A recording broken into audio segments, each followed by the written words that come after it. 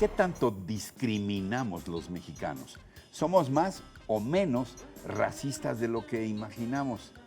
¿Influyen género, color de piel, orientación sexual y clase social en cómo nos vemos unos a otros? Hoy una entrevista de controversia con Alejandra Haspasiuk, presidenta del Consejo Nacional para Prevenir la Discriminación, el CONAPRED, acerca de la encuesta nacional sobre discriminación 2017. En contraste, dos tipos sin cuidado. Visitamos hoy un sitio de enorme tradición para la plástica en México. El Museo Nacional de la Acuarela Alfredo Guati Rojo, enclavado en el barrio de Santa Catarina, en Coyoacán. También hoy noticias que no cambiarán la historia. ¿Saben ustedes en qué consiste el llamado efecto ancla? La psicología del consumidor y cómo llegamos a sentirnos bien pagando precios elevados sobre algo que vale mucho menos. ¿Qué tal? Qué bueno que están con nosotros. Gracias como siempre por su presencia y compañía, pero sobre todo por su confianza y su afecto a este espacio. Muy buenas noches, mi querido Sergio. Buenas noches, Ricardo, a este programa que ya es nuestra emisión número 158. Así que no le cambien, que ya estamos de vuelta.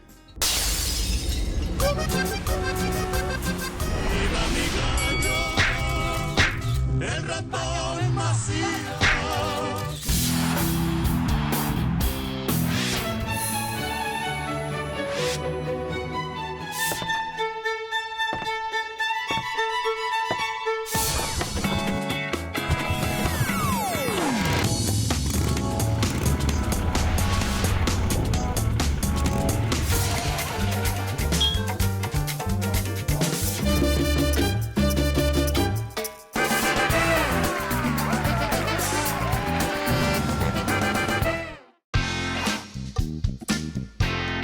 El Consejo Nacional para Prevenir la Discriminación, el CONAPRED, es un órgano del Estado mexicano creado por la Ley Federal para Prevenir y Eliminar la Discriminación. Esto fue en el año 2003. Su misión es la de promover políticas y medidas tendientes a contribuir al desarrollo cultural y social, con ello avanzar en la inclusión social y garantizar el derecho a la igualdad, que es el primero de los derechos fundamentales de nuestra Constitución política. También se encarga de recibir y resolver las quejas por presuntos actos discriminatorios cometidos por particulares o por autoridades federales en el ejercicio de sus funciones. Igualmente, el Consejo desarrolla acciones para proteger a los ciudadanos de toda distinción o exclusión basada en origen étnico o nacional, sexo, edad, discapacidad, condición social o económica, condiciones de salud, embarazo, muy importante, lengua, religión, opiniones, preferencias sexuales, estado civil o cualquier otra que impida o anule el reconocimiento o el ejercicio de los derechos y la igualdad real de oportunidad de las personas. Y esta noche, por todo ello, agradecemos de verdad su presencia en este espacio a una formidable luchadora social, quien además es presidenta precisamente del CONAPRED, Alejandra Haspasiuk. Gracias por estar con nosotros para hablar sobre los resultados de esta muy reciente encuesta nacional sobre discriminación 2017, que es un ejercicio muy importante que se viene haciendo periódicamente y del cual te preguntaríamos de entrada, ¿cuáles son las primeras señales que nos envía este ejercicio de opinión pública, esta encuesta? Que además no es nueva, pero tengo entendido que ahora es muy distinta de las que se hacían con anterioridad. Así es, esta es la primera vez que la encuesta se levanta con el INEGI, con metodología del INEGI. La habíamos hecho anteriormente con la UNAM, ahora se suma también la UNAM, también se suman la CNDH y el Consejo de Ciencia y Tecnología, el CONACYT. Y entre todas estas instituciones nos juntamos para hacer una metodología que no solo recogiera prejuicios y estereotipos, opiniones, percepciones, sino también prácticas discriminatorias y brechas en el acceso a los derechos. El primer hallazgo es que en México no hay igualdad. Quizá nos sorprende, pero la verdad es que los datos de la encuesta sí simbran cuando te das cuenta de las diferencias brutales que hay entre grupos de población. Un poco el recorrido que hacemos es que uno piensa que el prejuicio o el estereotipo pues es una cosa que sucede entre dos personas, alguna opinión negativa respecto de un grupo de población, y además en México lo que notamos es que tenemos bastante apego a esos prejuicios y esos estereotipos. Nos cuesta trabajo deshacernos de ellos porque nos gusta. cargarlos, ¿no? Pero lo que pasa es que esos prejuicios y estereotipos no nada más son problemáticos en términos de, digamos, el intercambio en la calle, sino también en prácticas sociales y prácticas institucionales. El segundo hallazgo, yo diría, todos los ámbitos de la vida pública y privada están atravesados por la discriminación. Se da en las familias, se da en la calle, se da en la escuela, en los centros de trabajo. Pero, a ver, danos ejemplos, Alejandra. O sea, no hablemos en abstracto. A ver, ¿cuándo vemos discriminación? ¿Cuáles son las prácticas más usuales de discriminación en nuestro país? ¿Qué nos dice la encuesta? Mira, lo que vemos es básicamente que si tú eres una mujer y vas por la calle, 1 de cada 4 reporta haber sufrido un acto de discriminación en la calle, ¿no? Pero no nada más es en la calle. Si tú eres mujer y eres trabajadora del hogar, es muy factible y muy factiblemente indígena, porque normalmente son 3 características que se suman, vas a tener potencializada la discriminación. Entonces la vivirás en la calle como mujer. Pero, a ver, nada más haz por favor la precisión. Una cosa, cuando vemos a una mujer en la calle, dices discriminación o agresión o acoso. Que pueden ir desde un acto de discriminación por una diferencia de trato hasta un caso de acoso, hasta un acto de violencia, ¿no? Es muy amplio el espectro de prácticas discriminatorias. Pero si tú además acumulas la característica de ser trabajadora del hogar y de ser indígena, te encuentras con una situación laboral en la cual tienes absoluta precariedad en términos del acceso a Mujer, tus pobre derechos. e indígena, 3 agravantes. Mujer, pobre, indígena y trabajadora del hogar. Bueno, Tu trabajo normalmente no estará formalizado con un contrato, no tendrás prestaciones médicas y sociales, ¿no? Esto lo mismo vemos, por ejemplo, con el grupo genérico de indígenas hablantes de una lengua indígena, personas hablantes de una lengua indígena. Solo 1 de cada 10 tiene un contrato por escrito y prestaciones médicas. 1 de cada 10. y siguen siendo juzgados a veces por crímenes que no cometieron, o delitos, para no hablar de crímenes, que no cometieron, pero que ni siquiera entienden cuando los juzgan, porque los juzgan en español y ellos a veces no hablan esta lengua. Me consta por el caso, por ejemplo, que fue muy representativo de 3 mexicanas de origen indígena en Querétaro. Y yo creo que ahí tocas un Jacinta. tema importante. Tocas un tema importante que es cómo el prejuicio se convierte en práctica y luego en acceso al derecho. Dentro de los prejuicios que refleja la población, hay uno que es las personas indígenas viven en una situación de menor desarrollo por ser indígenas, por su cultura, ¿no? O las personas pobres son pobres porque no trabajan lo suficiente, no hacen el esfuerzo. Esta es una opinión bastante generalizada de las personas, como lo recoge la encuesta.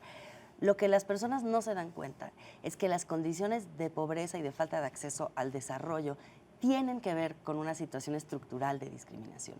Tienen que ver con que si tú no tienes acceso a la educación, porque no hay una política educativa incluyente para incluir a personas con discapacidad y personas indígenas, tú necesariamente vas a estar en una condición de desventaja que no es atribuible a ti. Y entonces, si además como persona con discapacidad sales a la calle y no hay accesibilidad, pues difícilmente vas a poder desempeñarte en el espacio público.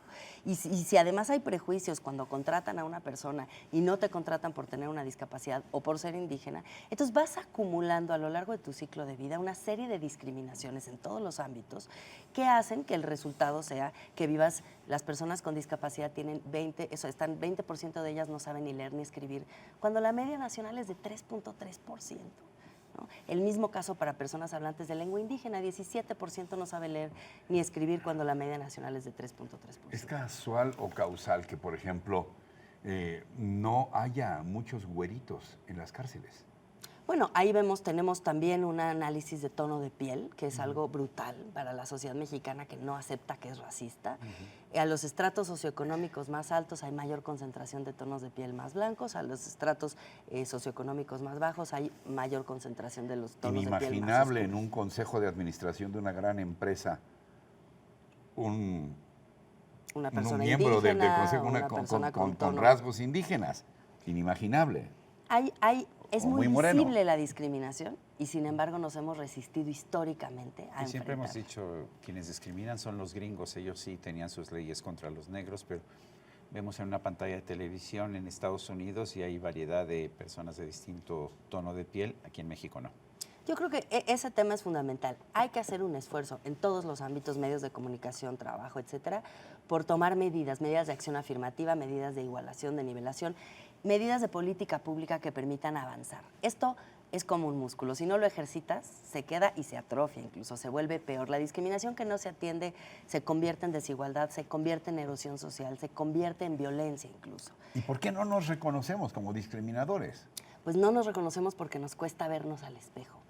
Y para eso sirve esta encuesta. Esta encuesta sirve para vernos al espejo, para ver los datos con claridad y para darnos cuenta que muchas de las cosas que decidimos todos los días, tomadores de decisiones, pero también una maestra en una escuela o alguien que educa a un niño en una casa, todos los días contribuimos a crear este ambiente de normalización de la discriminación que luego se concreta en las brechas de acceso a los derechos que vemos.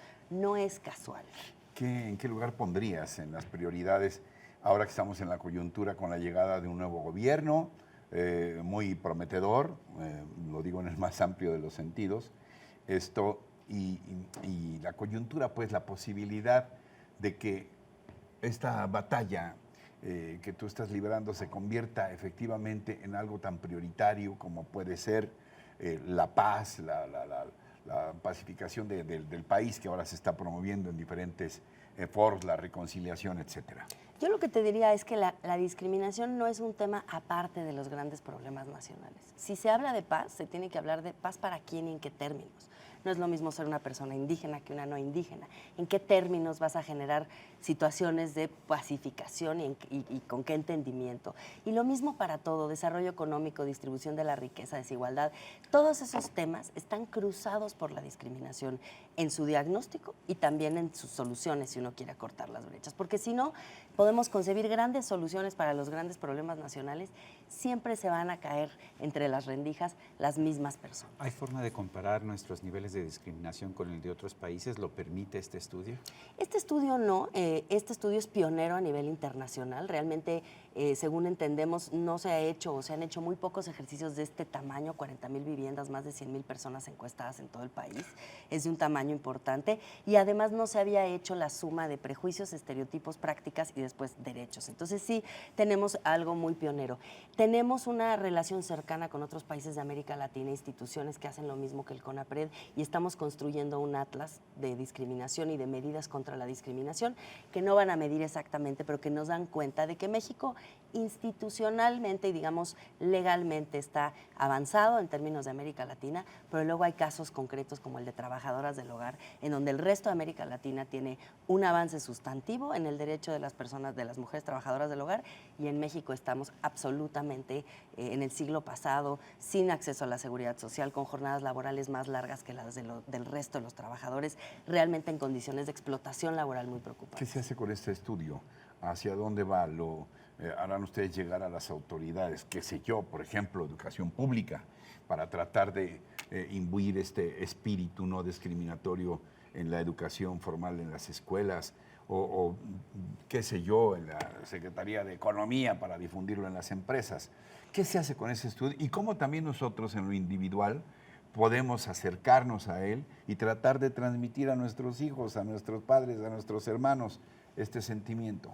Bueno, desde el CONAPRED tenemos una serie de herramientas de trabajo que acompañan la posibilidad de entender el estudio, pero también saber qué hacer con esto. Y por supuesto que la política social entendida en el amplio espectro, educación, salud, trabajo, economía, debe de considerar el tema de la discriminación como central en la formulación de las políticas, y tienes razón que este es un gran momento para proponer medidas de consideración de estos grupos, por un lado. Por otro lado, también, desde luego, el sector privado. Tenemos una norma de igualdad laboral y no discriminación. El sector privado está perdiendo talento por seleccionar personal con criterios discriminatorios, y eso es en detrimento de las personas, pero también del propio sector privado, que prefiere elegir a alguien que se parece al que va a elegir al personal en lugar de elegir a la persona más capacitada. Imagínate que hubiéramos prescindido de Benito Juárez. Pues es que hay figuras emblemáticas, pero eso no asegura el acceso a los derechos, al fin y al cabo. Una flor no hace la primavera, y sí necesitan ser medidas en todos los aspectos de la vida. Alejandra Haspachuk, la presidenta del CONAPRED, gracias, de verdad. Te apreciamos Muchísimas mucho gracias que hayas a podido ustedes. estar con nosotros. Gracias, Alejandra, y nosotros continuamos. Bueno, esto, mi querido Ricardo, es el Museo Nacional de la Acuarela. Yo siempre he dicho que la acuarela es una de las expresiones artísticas más hermosas porque es la más sutil. El óleo tiene todo el poder del mundo, pero lo que me gusta de la acuarela es la sutileza.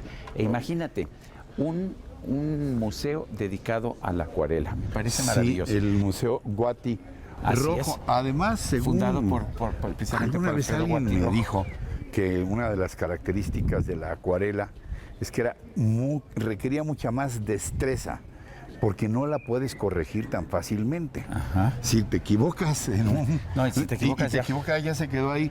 Así no es es. como el óleo, que como decías, que le puedes poner encima Encima otra lo que capa de quieras, pintura y ya. La acuarela requiere mucha destreza, mucha dedicación y bueno, pues un profundo conocimiento del arte. Entonces me traes al Museo De la acuarela. de la Acuarela Mexicana.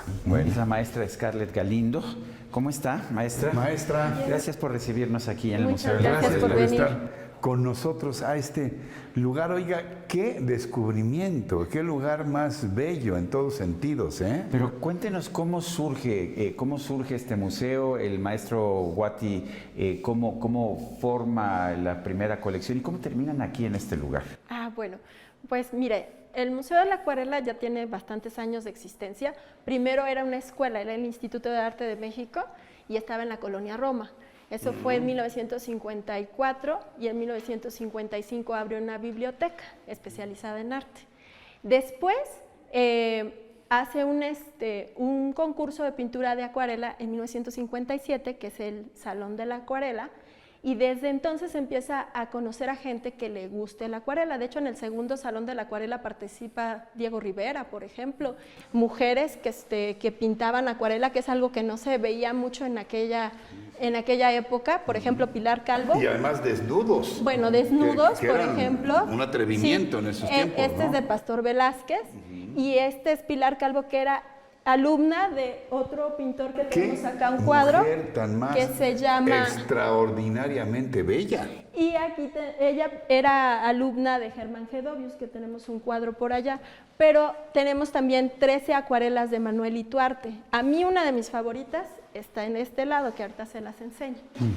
¿Qué es lo que le da la magia a la acuarela? porque es muy Pues distinta, la es muy acuarela sutil. tradicional no puede utilizar blanco, no hay blanco, el blanco es el papel.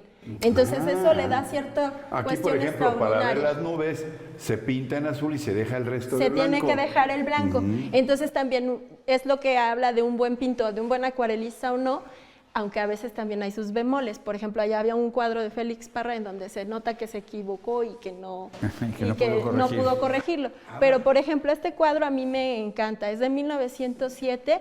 Es cuando Porfirio Díaz hace un concurso para hacer un proyecto del Museo de Historia Natural. Como ustedes sabrán, el Museo de Historia Natural fue el Chopo. Sí. Entonces, Sí.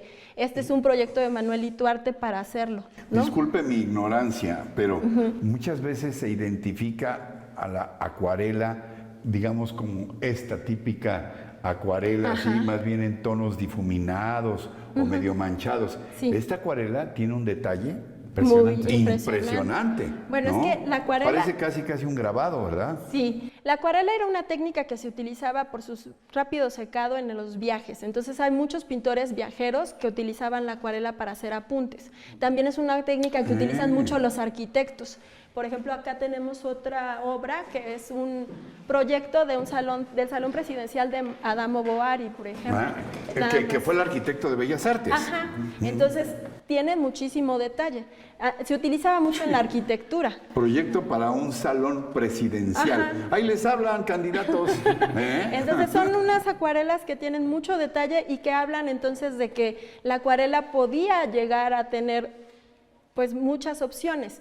En nuestras salas que tenemos arriba ya se habla más de la acuarela en un sentido artístico, porque como que la utilizaban más como una obra de paso o de transición. Oiga, maestra, además de admirarse con estas obras, quienes vengan aquí, ¿pueden aprender también? Sí. ¿Sigue teniendo Sigue esta siendo vocación? escuela, Sí, como les comenté, primero fue escuela y después se hizo museo. El museo se hace hasta 1967. Pero ahora sigue siendo escuela. Y ahora sigue siendo escuela. Taller. Tenemos talleres de martes a sábado, hay talleres de acuarela en la mañana y en la tarde para niños y para adultos.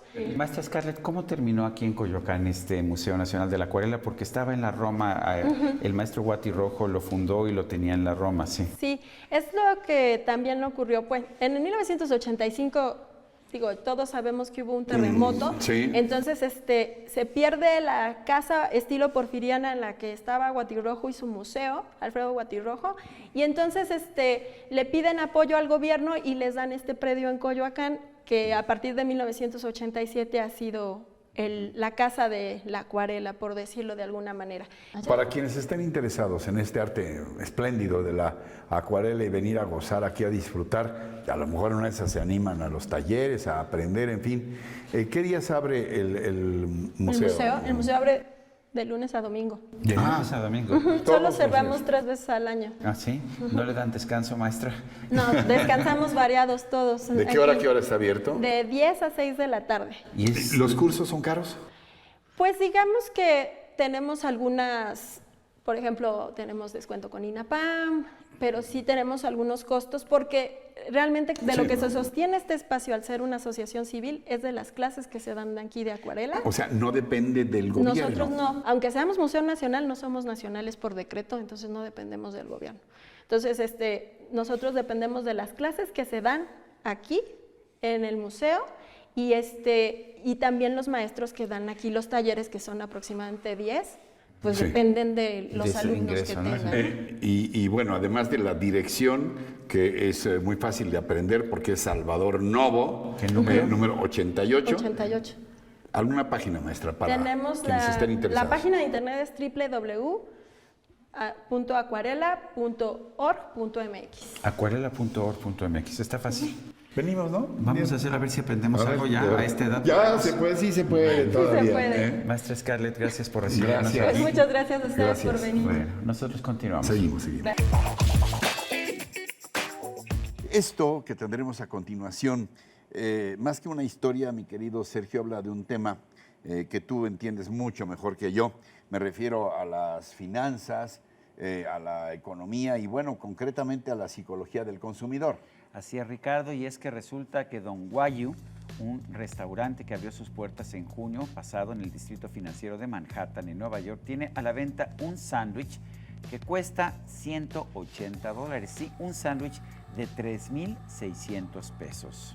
Los dueños del lugar argumentan que el sándwich está preparado con carne Wagyu de altísima calidad, traída en exclusiva desde una pequeñísima granja de Japón, donde el ganado se engorda de 26 a 32 meses, a diferencia de los 18 meses del ganado estadounidense. El elevado costo de este singular sándwich ha generado una enorme polémica entre los círculos financieros y gastronómicos de la Gran Manzana, sacando de nuevo a la luz un término acuñado en los años 50, el efecto Ankler.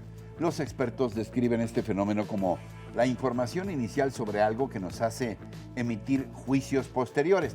A ver, en otras palabras, cuando un producto en particular, en este caso este sándwich de $180, hace que la gente se fije en otros productos de menor precio en la misma carta, en el menú, pero que no por ello pues dejan de ser también caros.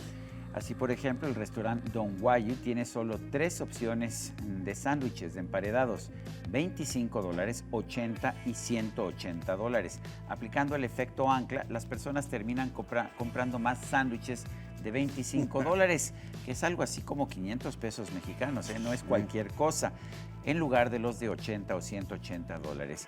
Y bueno, esto no quiere decir que el sándwich de $25 sea una gran ganga. Investigadores de negocios de la Universidad de Queensland, en Australia, explican cómo algunas empresas, por ejemplo, de teléfonos inteligentes, utilizan también el efecto ancla para llegar a más consumidores. Cuando sale a la venta una nueva versión de teléfono, las compañías ponen un precio inicial tan alto como pueden, pensando en las personas fanáticas de la marca, aquellas que están dispuestas a hacer filas durante toda la noche para ser las primeras en comprar el producto, lo cual se convierte en parte de su identidad, sin pensar en realidad en términos de costos y beneficios. Ya que los fanáticos adquirieron el último modelo, las empresas, con precios ya más bajos, dirigen entonces su atención, su estrategia, a personas indecisas que toman decisiones y que piensan más al comprar determinado producto. Los precios altos por algo que en realidad vale menos alteran muchas veces la percepción de los consumidores, por lo que los expertos recomiendan tener muy claro qué se quiere comprar o qué se quiere comer. Algunos estrategas mercantilistas acostumbran poner los productos que desean vender en medio de los de mayor y menor precio, o anunciar descuentos poniendo el precio de antes y el de ahora. Lo cierto es que hoy el restaurante Don Guayo de Nueva York vende en promedio alrededor de 200 sándwiches al día, pero se desconoce por el momento cuál es el que más piden los comensales, si el de 500 pesos, el de 1,600 o el de 3,800 pesos. ¿Y a usted cuál se le antoja más? Y así, sorprendidos por los costos y pensando mejor en una dieta baja en calorías y en precios, llegamos al final de nuestro programa de hoy, ¿no? Los esperamos la próxima semana en lo que será nuestra emisión número 159. Hasta entonces, hasta siempre.